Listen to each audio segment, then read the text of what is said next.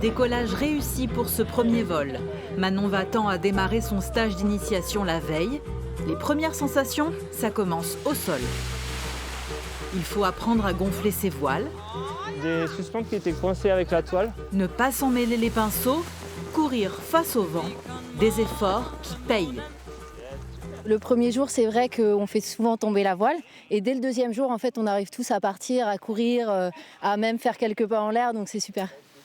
Pour les guider, Pierre Toutan, moniteur diplômé d'État de l'école de parapente du Poitou. Là, hop, juste comme ça. Qu'est-ce que vous vérifiez là avec lui? C'est juste d'avoir la bonne position des élévateurs et des freins pour que l'aile, elle gonfle vraiment symétriquement. De la pratique, de la théorie aussi. Pour Augustin et ses copains pilotes à l'armée de l'air, les notions de météo n'ont pas de secret. Mais ils sont venus chercher autre chose. Oui, être connecté, je pense, à la masse d'air, avoir vraiment se sentir proche de l'air, des ascendances et ne pas avoir la sécurité du moteur et être vraiment obligé de sentir ce qui se passe et d'être un petit peu comme un oiseau. Je pense que c'est ça qu'on recherche aussi. Quand on était face à l'aile hier, on gonflait, hop, et on se rapproche de l'aile pour que l'aile elle vienne au-dessus de notre tête.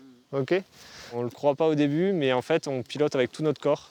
Et donc ça nous permet de mieux connaître notre gestuelle, si on est décalé d'un côté de l'autre. Donc mieux on est conscient de notre corps, mieux ça marche. Prête à courir? Ouais. 1, 2, 3. Impeccable. Trop cool. Franchement, c'était trop bien. Ouais, c'est génial. Et en fait, c'est trop joli, même si c'est pas la montagne.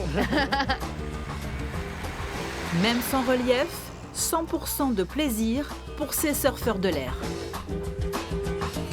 La caméra. Wouhou!